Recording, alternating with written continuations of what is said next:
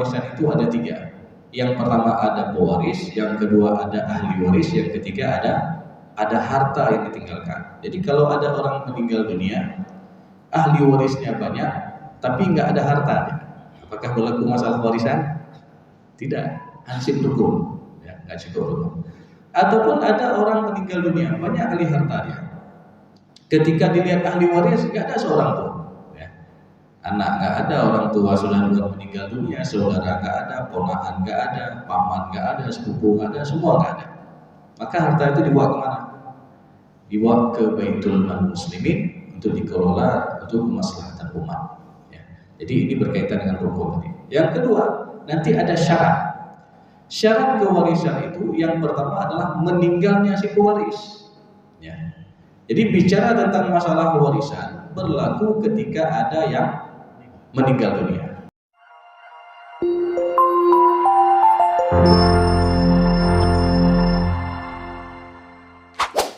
Selamat menonton dan jangan lupa di-subscribe ya. Sayyidina Muhammad wa ala alihi wa sahbihi ajma'in, amma ba'du. Kaum muslimin dan kaum muslimat, orang tua kami, guru-guru kami, sidang jemaah salat subuh yang dimuliakan oleh Allah Subhanahu wa taala. Pertama-tama marilah kita menjadikan puji dan syukur kita kepada Allah Subhanahu wa taala yang masih memberikan kita nikmat iman, nikmat sehat, dan juga nikmat kesempatan untuk membuka mata pada pagi yang berbahagia ini dan kembali menjalankan ibadah puasa Ramadan yang hari ini kita memasuki hari ke-7 di bulan suci Ramadan. Dan kita doakan mudah-mudahan dari 6 hari puasa yang telah kita lalui ini menjadi puasa yang makbul dan diterima di sisi Allah Subhanahu wa taala. Amin.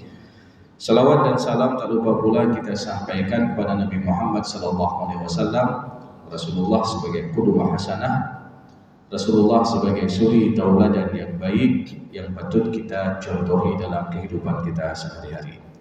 Bapak Ibu yang dimuliakan Allah Subhanahu wa taala, sebagaimana tema yang diberikan kepada kami tentang permasalahan faraid ataupun yang dikenal dengan ilmu al-mawarith ataupun pembagian harta warisan di dalam Islam.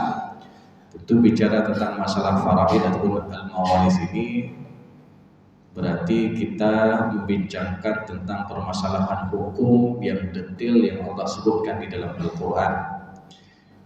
Di sana Allah Subhanahu wa taala menjelaskan porsi bagian ahli waris secara rinci. Ada ahli waris yang berhak dapat bagian 1/2, 1/3, 1/4, 1/6, 1/8 dan 2/3. Dan bicara tentang ilmu faraid ataupun ilmu waris ini termasuk ilmu yang dimana kita disuruh untuk mempelajarinya. Sehingga dalam hadis Rasulullah disebutkan, ta'allamul faraid wa 'allimuhun nas. Pelajarilah ilmu faraid dan ajarkanlah kepada yang lainnya. Fa innaha nisful ilm. Sesungguhnya dia adalah setengah daripada ilmu. Jadi para ulama hadis ketika menjelaskan makna nisful ilm, bahwasanya ilmu faraid ini setengah daripada ilmu, ada yang mengatakan kenapa disebut ilmu faraid ini setengah daripada ilmu? Ada pendapat yang mengatakan karena ilmu ini berkaitan antara orang yang meninggal dengan orang yang hidup. Ada juga yang mengatakan setengah daripada ilmu ini ketika kita mempelajari ilmu faraid, bukan hanya fikih faraid saja harus kita kuasai, tapi nanti ada banyak bab-bab yang lain dalam permasalahan fikih yang di sana juga ada kaitannya dengan masalah warisan. Contoh, masalah warisan ini ada kaitannya dengan bab nikah. Apa kaitan warisan dengan nikah? Ya, karena salah satu sebab mendapatkan warisan itu ada hubungan pernikahan dengan akad yang sah. Maka kita harus tahu apa saja yang disebut ataupun apa saja yang dimaksud dengan pernikahan dengan akad yang sah ketika memenuhi rukun-rukun nikah. Kita harus tahu lagi apa itu rukun nikah. Rukun nikah itu setidaknya ada 5. Ada calon mempelai laki-laki, calon mempelai perempuan, ada wali dari pihak perempuan, ada saksi dan ada ijab kabul.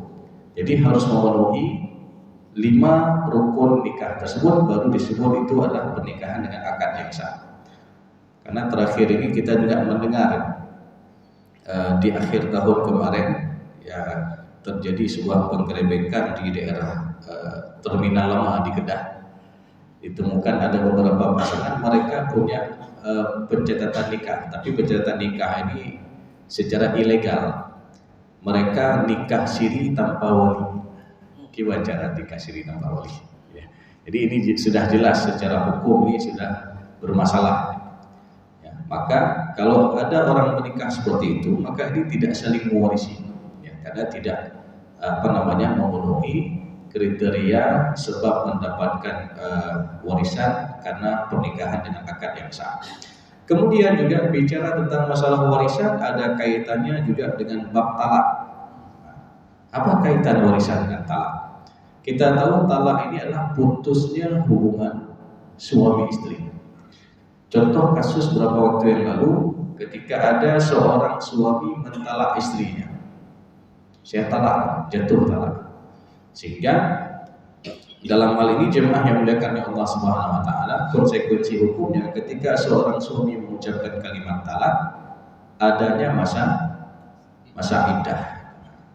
Masa iddah ini juga berbeda satu dengan yang lainnya. Kalau seorang suami mentalak istrinya ataupun dalam istilah hukum cerai hidup, itu masa iddahnya adalah salasata quru, 3 kali haid ataupun 3 kali suci istrinya. Kalau yang ditinggal mati oleh suami ataupun dalam istilah hukumnya cerai mati, maka masa iddahnya adalah berapa? 4 bulan 10 hari. Arba'ata asyhuri wa asyara. Berarti berapa hari? 130 hari. Karena sering kita dengar masa iddah kematian 100 hari, ini udah didiskon 30 hari, bahaya. Jadi 130 hari ataupun 4 bulan 10 hari. Jadi ada beda-beda masa iddah. Jadi yang kita fokus berkaitan dengan seorang suami mentalak istrinya, itu ada masa iddah 3 kali suci. Nah, ada kasus terjadi suami telah mengucapkan kalimat talak, lalu mereka menjalani masa iddah. Baru 1 bulan berjalan ataupun baru 1 kali suci istrinya, ya, ataupun 1 kali haid istrinya, qadarullah suaminya yang mengucapkan talak tadi meninggal dunia. Pertanyaannya, apakah untuk istri yang sudah ditalak yang sedang menjalani masa iddah ini dapat hak warisan dari suaminya tersebut? Tetap dapat, karena itu belum putus hubungan suami istri. Karena di masa iddah itu seorang suami masih wajib memberikan nafkah di masa iddah. Di masa iddah tersebut seorang wanita ini dia nggak boleh menerima pinangan orang lain, ya. Dan di masa iddah ini adalah untuk melihat apakah ada janin dalam rahim istrinya atau tidak. Dan di masa iddah ini adalah masa untuk saling introspeksi, ya, sehingga masih diperbolehkan untuk rujuk kembali. Jadi ini jemaah yang dimuliakan Allah SWT, sehingga masalah warisan ini ada kaitannya dengan bab talak. Masalah warisan ada kaitannya dengan masalah wasiat. Masalah warisan ada kaitannya dengan masalah hibah. Masalah warisan ada kaitannya dengan masalah nasab. Nah, jadi masalah nasab ini ataupun hubungan kekerabatan, ya, ataupun hubungan darah. Bagaimana kalau ada anak angkat? Apakah anak angkat ini dapat hak warisan? Ya, tentu kalau tidak ada hubungan darah, maka ini secara hukum mereka tidak saling mewarisi. Bahkan anak angkat ini dia tidak dapat hak warisan, tapi dia boleh diberikan secara pemberian hibah ataupun wasiat. Jadi jemaah yang dimuliakan Allah SWT, belum lagi nanti masalah warisan ini ada kaitannya dengan ilmu yang lain, termasuk ilmu matematika dasar. Ya. Lalu kalau ditanya, Ustaz, kan ilmu matematika itu kan pelajaran umum. Jadi perlu kita ketahui bahwasanya ilmu matematika itu pada dasarnya ada dalam Al-Quran. Semua ada dalam Al-Quran. Contohnya, kalau tambah-tambah ada nggak dalam Al-Quran? Ada. Di dalam surat Al-Kahfi, ya, ketika Allah menyebutkan lamanya Ashabul Kahfi berada di dalam gua. Walabithu fi kahfihim 300 sinina wazdadu tis'a. Jadi Ashabul Kahfi berada dalam gua selama 300 tahun ditambah 9 tahun. Kenapa nggak langsung redaksinya 309 tahun? Kenapa harus ada kalimat wazdadu tis'a ditambah 9? Itu untuk mengajarkan kepada kita tentang masalah penjumlahan. Kurang-kurang ada nggak dalam Al-Quran? Ada juga. Di dalam surat Al-Ankabut ayat ke-14 ketika Allah menyebutkan lamanya Nabi Nuh mendakwahi kaumnya. Alfa sanatin illa khamsina ama. 1000 tahun kurang 50 tahun. Berarti berapa tahun? 950 tahun. Nah, jadi redaksi dalam Al-Quran itu alfa sanatin illa khamsina ama. 1000 kurang 50. Jadi kurang-kurang ada juga dalam Al-Quran. Soal cerita matematika ada juga dalam Al-Quran. Ya. Jadi ketika di dalam surat Luqman itu ayat ke-14 Allah menyebutkan tentang lamanya masa penyapihan, masa menyusui. Wa fisaluhu fi amain. Masa menyusui itu adalah 2 tahun. 2 tahun itu kalau kita konversikan ke bulan, berapa bulan?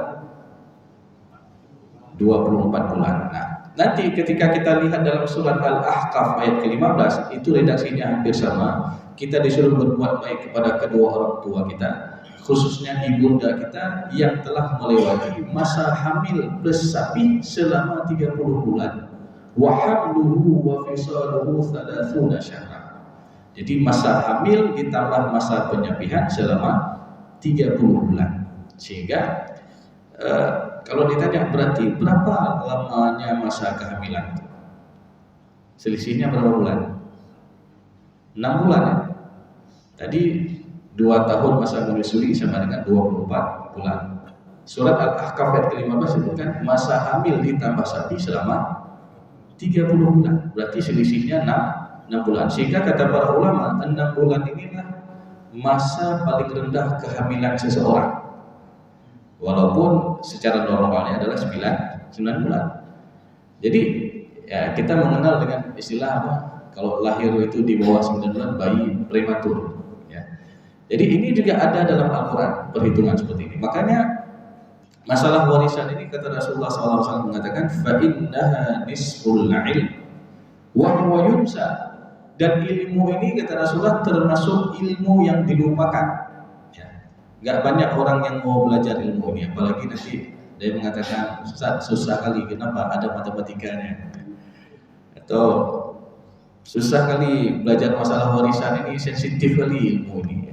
Seakan-akan kita belajar ini tamak harta, padahal bukan. Kita belajar hukum, kita belajar hukum yang telah ada dalam Al-Quran. Ya. Jadi sehingga ilmu ini menjadi ilmu yang dilupakan. Dan tidak hanya itu, bahkan Rasulullah mengatakan wa huwa awwalu syai'in yunzamu min ummati. Bahkan ilmu ini termasuk ilmu yang paling awal dicabut dari umatku. Bagaimana dicabutnya sebuah ilmu? Ketika Allah wafatkan orang yang faham dan orang nggak mau belajar. Jadi kalau dua-duanya ini terjadi, orang nggak mau belajar, kemudian Allah wafatkan orang yang faham, seakan-akan ilmu ini sudah sedikit-sedikit Allah tarik. Sehingga apa yang terjadi? Wa tadharul fitan, akan banyak timbul fitnah-fitnah. Ya.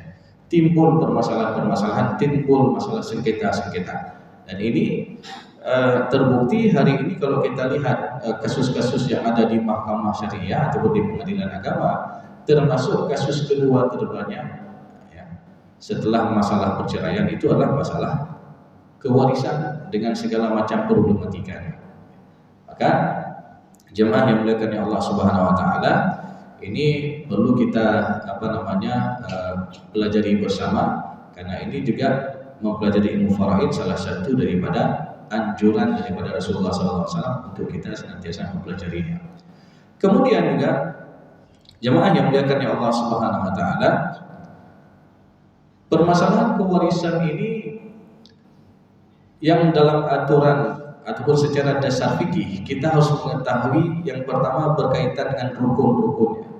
Jadi rukun warisan itu ada 3. Yang pertama ada pewaris, yang kedua ada ahli waris, yang ketiga ada harta yang ditinggalkan. Jadi kalau ada orang meninggal dunia, ahli warisnya banyak, tapi nggak ada harta, apakah berlaku masalah warisan? Tidak. hansip rukun, ya, nggak cukup rukun. Ataupun ada orang meninggal dunia, banyak ahli harta dia. Ketika dilihat ahli waris, nggak ada seorang pun. Ya.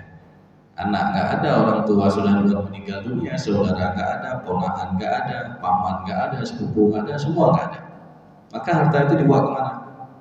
Dibawa ke Baitul Mal Muslimin untuk dikelola untuk kemaslahatan umat. Ya. Jadi ini berkaitan dengan rukun tadi. Yang kedua, nanti ada syarat. Syarat kewarisan itu yang pertama adalah meninggalnya si pewaris. Ya. Jadi bicara tentang masalah warisan berlaku ketika ada yang meninggal dunia. Terkadang kita dengar percakapan antara dua orang yang bilang seperti ini. Hailun kalung fara'i harta kanabin. Nah, saya sudah bagi-bagi harta buat anak-anak. Kenapa cepat kali? Enggak, nanti kalau saya meninggal dunia enggak ribu-ribu lagi mereka. Jadi ini secara aturan fikih ini ada yang salah. Enggak cukup syarat. Apa syaratnya? Meninggal dulu. Berarti syaratnya harus meninggal dulu. Maka kalau kita ingin berikan harta semasa hidup, jangan pakai masalah warisan, tapi nanti boleh digunakan dengan istilah hibah ataupun wasiat. Dan itu juga ada aturan-aturannya. Ya. Jadi itu dia. Kemudian yang kedua, syarat kewarisan itu adalah hidupnya ahli waris ketika meninggal dunianya si pewaris. Jadi contoh seperti inilah. Meninggal pertama orang tua meninggal dunia di tahun 2018, memiliki 4 orang anak. Nah, kebiasaan orang kita itu suka menunda-nunda pembagian warisan.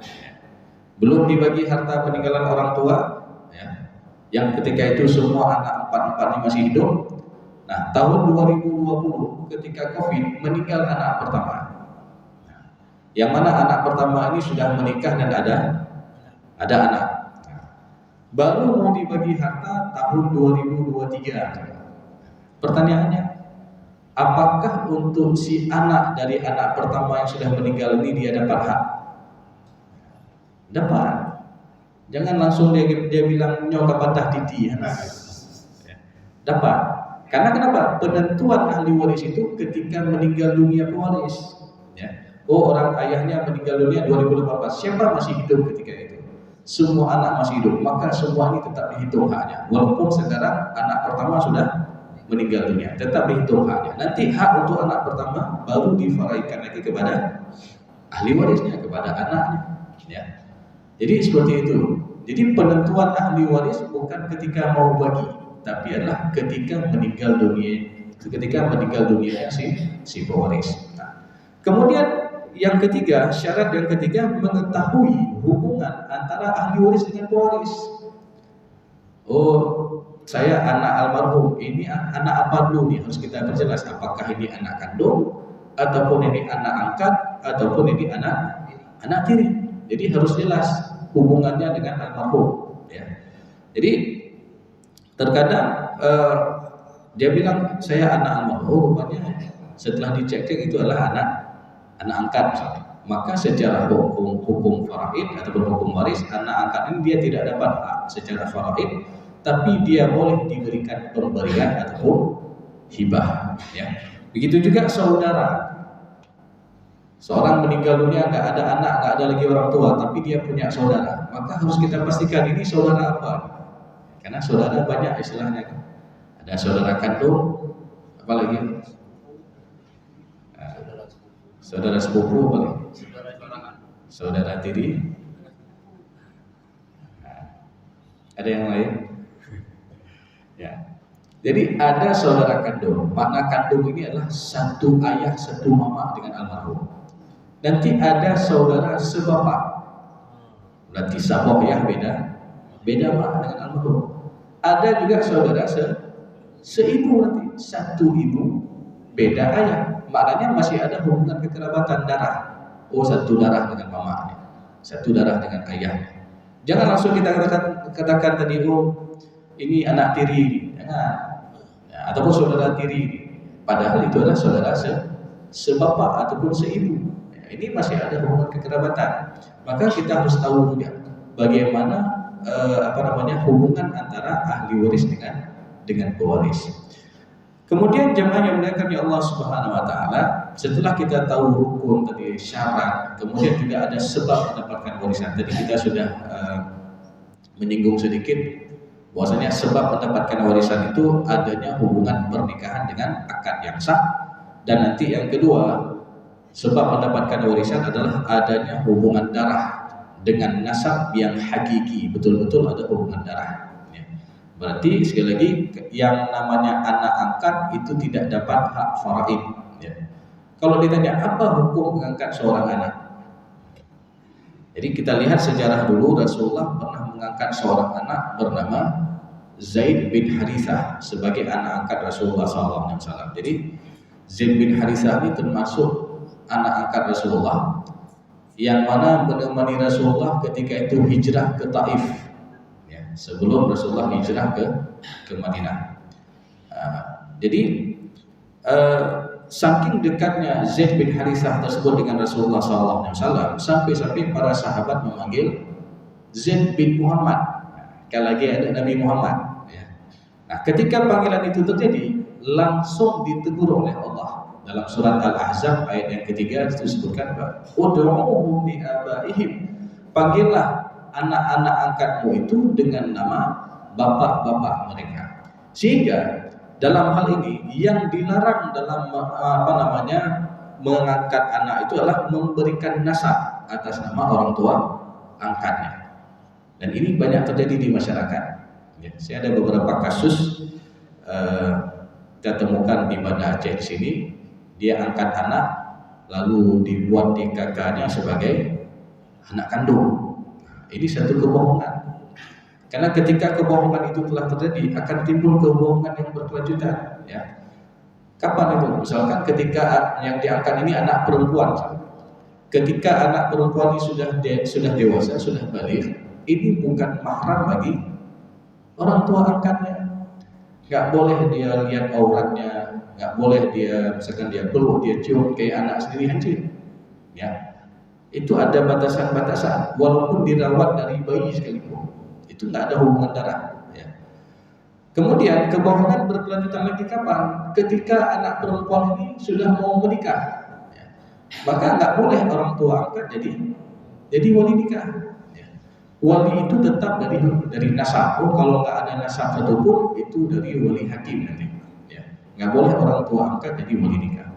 Kemudian kebohongan berkelanjutan lagi kapan? Dalam permasalahan kewarisan, yang harusnya dia bukan termasuk ahli waris, tapi dia dapat hak secara faraid. Jadi ini jemaah yang dimuliakan oleh Allah Subhanahu wa taala, perlu kita ketahui bersama bahwasanya ada aturan mainnya dalam mengangkat seorang anak, dalam mengadopsi seorang anak. Maknanya apa? Boleh kita rawat dia, boleh kita asuh dia, tapi kita jaga juga batasan-batasannya, dan tidak boleh kita berikan nasab atas nama orang tua angkatnya. Ini ada kejadian menarik di akhir tahun yang lalu. Kebetulan ada yang bertanya, jadi sepasang suami istri ini karena sudah lama tidak punya keturunan, akhirnya mereka sepakat untuk mengadopsi anak dari umur 10 hari. Sekarang anak ini sudah mau masuk kuliah. Anak ini laki-laki. Lalu waktu itu saya coba tanya, apakah anak ini sudah mengetahui orang tua aslinya? Hana Ustaz. Dia nggak tahu ayah aslinya. Kemudian saya tanya lagi, Bapak tahu nggak dia anak ini punya berapa saudara dari ayahnya? Katanya rame, ada 12 orang. Kebetulan banyak rezeki, tapi mungkin secara ekonomi itu agak sedikit masalah, sehingga orang tua aslinya itu dititipkan anaknya ke orang lain untuk diadopsi ataupun diangkat. Nah, jadi saya tanya lagi, man anaknya itu rihannya saudara kandung? Nggak tahu. Ini yang bahaya. Dikhawatirkan ini akan terjadi perkawinan sedarah. Dan ini banyak terjadi di kota-kota besar. Terjadi perkawinan sedarah karena misalkan dengan kemajuan teknologi hari ini orang bisa mengenal tapi dia tidak mengetahui identitas aslinya, ya, sampai mereka mungkin sudah saling suka, sampai ada yang mau menikah, tapi nggak tahu itu adalah adik kandungnya sendiri. Nauzubillah. Ya, jadi ini terjadi. Ya, makanya saya katakan jangan payah beturi, harus disampaikan. Walaupun kadang-kadang ini berat, ya, tapi kita bicara tentang masalah hak, ya, masalah kebenaran. Jadi harus dikasih tahu siapa orang tua aslinya, siapa saudara kandungnya. Jangan sampai terjadi pernikahan saudara ataupun incest. Ya. Ini yang sangat kita khawatirkan dalam permasalahan tersebut. Jadi Bapak Ibu yang dimuliakan Allah Subhanahu wa taala, yang mana bicara tentang masalah faraid juga sebenarnya ada sebagian orang mengatakan masalah yang tabu ataupun masalah yang sensitif tadi. Karena kenapa? Dia berkaitan masalah harta. Tapi jemaah yang dimuliakan Allah Subhanahu wa taala, jikalau kita ikut aturan Allah Subhanahu wa taala itu sudah jelas terkait porsi masing-masing ahli waris. Tadi kita katakan ada yang berhak dapat 1/2, 1/3, 1/4 dan seterusnya. Ya. Namun yang sering terjadi di masyarakat adalah ketidakjelasan kepemilikan. Ini yang sering terjadi. Kenapa jadi ribut? Nggak jelas status kepemilikan. Contoh, beberapa waktu yang lalu juga ada kejadian ribut ahli waris gara-gara salah satu transaksi yang dilakukan oleh seorang anak ini dengan orang tuanya. Jadi waktu hidup ayahnya, menurut anak ini dia ada transaksi jual beli dengan ayahnya, ya, jual beli tanah. Ya. Tapi transaksi jual beli ini tidak diketahui oleh anak-anak yang lain. Nah, ya biasa mungkin transaksi antara orang tua dengan anak kan harganya miring lah kan. Nah, tapi transaksi ini tidak diketahui oleh ahli waris lain, sehingga puncaknya ketika meninggal orang tuanya, si anak satu mengklaim bahwasanya tanah itu sudah dibeli sama ayahnya, yang tanahnya kelelumbo dengan pak ayah. Ahli waris yang lain, adik-adiknya yang lain mengatakan, ayah pegang harta. Ayah nggak bilang apa-apa, ini juga harus divalidkan, kami ada hak juga di tanah ini. Nah, kebetulan tanah ini sudah bernilai, ya, sudah berharga. Jadi status kepemilikan ini sering terjadi permasalahan. Terkait juga pemberian orang tua. Orang tua kasih untuk anaknya ada nomor phone, anak pertama disuruh kelola kos-kosan, anak kedua disuruh kelola warung kopi, anak ketiga disuruh kelola ya seperti itulah. Saya ada investasi, ada indikasi juga. Nah, ini akadnya harus jelas, apakah ini hak guna pakai ataupun ini adalah pemberian hibah. Karena nanti kapan? Ketika meninggal orang tuanya, ya, apalagi terjadi selisih perbedaan nilai, yang merasa nilainya sedikit itu akan dia protes pada yang saudaranya yang lain. Bang, dan mengatakan usaha tuan kalau hana nyolong hana jalan satu lu nahak sini. Jadi sehingga ini jadi permasalahan. Maka oleh karena itu akadnya juga harus jelas. Begitu juga ketika terjadinya, ya misalkan seorang ibu lah, yang namanya ibu mungkin dia khawatir terhadap satu orang anak yang belum memiliki pekerjaan, sehingga ibunya diambil emasnya dikasih kepada anak tersebut. Hai ini nyopak cok nyomak si belum ayam, bikin usaha untuk baca namulah kan tuh, sehingga ya dikasih, setelah itu dia jual, lalu dia usaha, dan 10 tahun kemudian alhamdulillah ada hasil lagi. Lalu ketika dibayar emas itu, ya, bagaimana? Apakah hitungannya 10 mayam di 10 tahun yang lalu ataupun 10 mayam pada tahun ini? Kan sudah berbeda, ya. 10 mayam 10 tahun yang lalu masih di harga 2 jutaan Mas.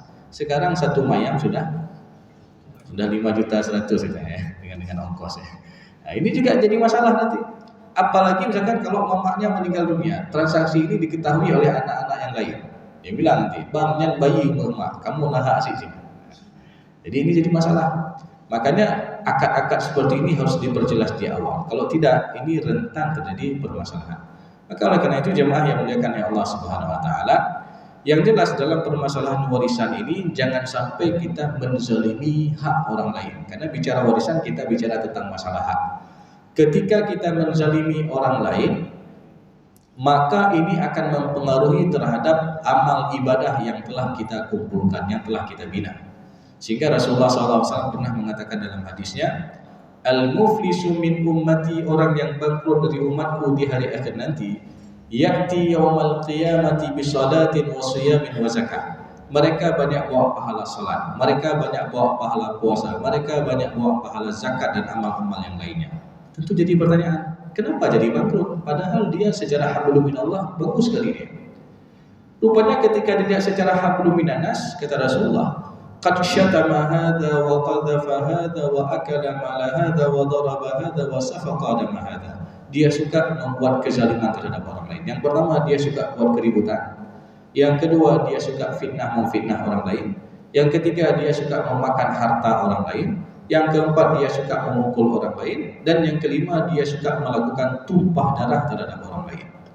Maka kalau kita perhatikan 5 bentuk kezaliman yang Rasulullah sebutkan dalam hadis ini, hampir setiap hari itu terjadi di sekitaran kita.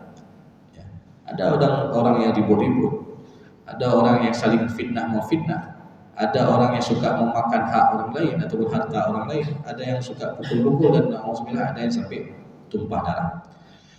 Dan terkadang 5 bentuk kezaliman ini tanpa kita sadari itu terjadi dalam masalah warisan. Kalau sudah terjadi sengketa warisan, kadang-kadang itu kelima bentuk zalim ini terjadi. Yang pertama, ribut-ribut antara abang beradik masalah warisan. Yang kedua, nanti ada di antara mereka saling fitnah. Abang tuduh adik sudah jual harta peninggalan orang tua.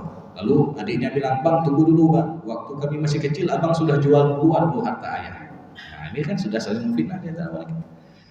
Dan yang ketiga, nanti secara tidak sadar ada di antara mereka yang memakan yang bukan haknya dia makan. Ini bahaya sekali. Apalagi kalau ada yang menyerobot hak tanah. Maka dalam hadis Rasulullah disebutkan, man akhadha shibran minal ardi zulman, barang siapa yang mengambil sejengkal hak tanah secara zalim yang bukan haknya lalu dia mengklaim itu punya haknya, fa innahu yuqawwiduhu yaumal qiyamati sab'a aradin, kelak di hari akhir nanti dia akan dihimpit dan dikalungkan seberat 7 lapis bumi. Nauzubillah. Itu baru tingkat sejengkal, apalagi sampai bermeter-meter, apalagi sampai berhektar-hektar. Ini bahaya sekali jemaah yang dimuliakan Allah SWT. Kemudian tidak sedikit juga dalam sengketa warisan ini yang terjadi adu fisik, pukul-pukul. Jadi saya sebelum Ramadan ini ada kasus ribut antara dalam sebuah keluarga abang beradik, sampai adiknya ini laki-laki dia tampar kakaknya yang perempuan karena ribut masalah harta. Lalu kakaknya ini sudah berkeluarga dan diketahui oleh suaminya sudah ribut lagi dengan suami kakaknya. Sampai masalah ini berujung di kantor polisi. Kan sedih kali kita. Harusnya bicara warisan kita bicara nikmat, ya, karena harta ini kita dapatkan nggak perlu kita capek-capek kerja, nggak perlu kita keluarin keringat, tapi bisa berubah menjadi musibah dan malapetaka di antara para ahli waris. Jadi ini ada yang sampai adu fisik, dan na'udzubillah ada yang sampai tak parah, ada yang sampai tumpah darah. Sehingga jemaah yang dimuliakan oleh Allah Subhanahu wa taala, di hari akhir nanti apa yang terjadi? Ya. Fa yu'ta hadza min hasanatihi wa hadza min hasanatihi. Ketika ada orang menzalimi orang lain, diambil pahala-pahala amal kebaikannya, diambil pahala salatnya, puasa, zakat dan amal-amal yang lainnya, lalu ditransfer kepada orang yang pernah dia zalimi sesuai dengan kadar kezalimannya. Fa in faniyat hasanatuhu qabla ayyudha ma alaih. Lalu kata Rasulullah, boleh jadi amalan-amalannya ini habis. Karena kenapa? Karena dia banyak menzalimi orang lain.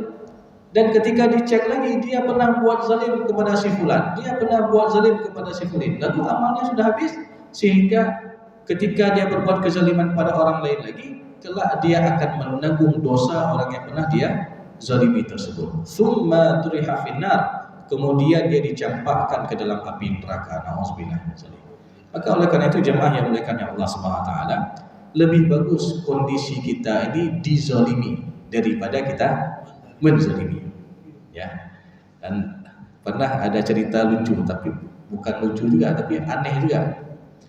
Ketika duduk mediasi warisan, ada di antara ahli waris yang mengatakan seperti ini, Ustaz, pokoknya hak saya rumah ini, Ustaz. Urusan masuk neraka itu urusan saya. Alhamdulillah. Ya. Dia kira masuk neraka kayak masuk sauna. Ya. Padahal api neraka itu paling rendah ketika dia injakkan ke dalam api neraka itu mendidih otaknya. Ya. Jadi kemudian juga di dalam Al-Quran disebutkan setelah Allah menjelaskan ayat-ayat tentang masalah warisan mulai An-Nisa ayat ke-7, An-Nisa ayat ke-8, ke-9, ke-10, 11, 12, 13 An-Nisa itu adalah balasan bagi orang-orang yang ikut perintah Allah. Ayat ke-14-nya adalah ancaman bagi orang-orang yang melampaui batas dengan mengambil hak orang lain dan lain sebagainya. Wa may ya'sillaha wa rasulahu, barang siapa yang bermaksiat kepada Allah dan Rasulnya, wa yata'adda hududahu, dan melampaui batasan ketentuan Allah dengan menzalimi hak orang lain, dengan memakan hak anak yatim dan lain sebagainya, maka ancamannya 3. Yang pertama, yudkhilhu naran, dia masuk neraka, khalidan fiha, kekal dia di dalamnya, walahu adzabun muhin, dan baginya azab yang menghinakan. Kita bayangkan, jangan kita anggap masalah ini sepele, ya. Kita banyak mendengar kisah-kisah orang yang menzalimi orang lain, mereka nggak akan bahagia, nggak akan tenang hidupnya. Bahkan Allah Subhanahu wa taala memberikan azab juga ketika di dunia. Ada yang sakit-sakit karena kenapa? Dia makan hak orang, dia makan hak anak yatim, ya. Apalagi memakan hak anak yatim ini secara khusus dalam surat An-Nisa ayat ke-10 Allah jelaskan, innal ladzina ya'kuluna amwalal yatama zulman, sesungguhnya orang-orang yang memakan harta anak yatim secara zalim, innama ya'kuluna fi butunihim nara, itu sama dengan dia telah memakan bara api dalam perutnya. Wa sayaslawna sa'ira, dan kelak di hari akhir nanti dia akan dicampakkan ke dalam api neraka yang menyala-nyala. Maka oleh karena itu jemaah yang dimuliakan Allah Subhanahu wa taala, marilah sama-sama kita jaga harta kita, jangan sampai kita mengkonsumsi harta yang bukan menjadi hak kita. Karena sejatinya bicara masalah warisan, kita bicara tentang masalah hak. Jangan sampai kita menzalimi hak orang lain dan memakan hak orang lain. Karena setiap harta yang kita dapatkan ini semua akan diminta pertanggungjawaban oleh Allah Subhanahu wa taala. Min aina tasabahu, dari mana kita peroleh harta itu, wa fima anfaqahu, dan kemana kita habiskan harta itu, semua kita akan diminta pertanggungjawaban oleh Allah Subhanahu wa taala. Mudah-mudahan kita semua bisa mempertanggungjawabkan terhadap amanah harta yang telah Allah berikan kepada kita, dan mudah-mudahan harta yang kita miliki ini ketika kita banyak-banyak berinfak di jalan Allah Subhanahu wa taala dan kita tempatkan pada jalan yang baik dan benar, insyaallah harta ini akan menarik kita menuju ke dalam syurga-Nya Allah Subhanahu wa taala nanti. Lebih dan kurang saya mohon maaf. Aqulu qauli hadza wa astaghfirullah li wa lakum wa lisal mu'minin. Wassalamualaikum warahmatullahi wabarakatuh.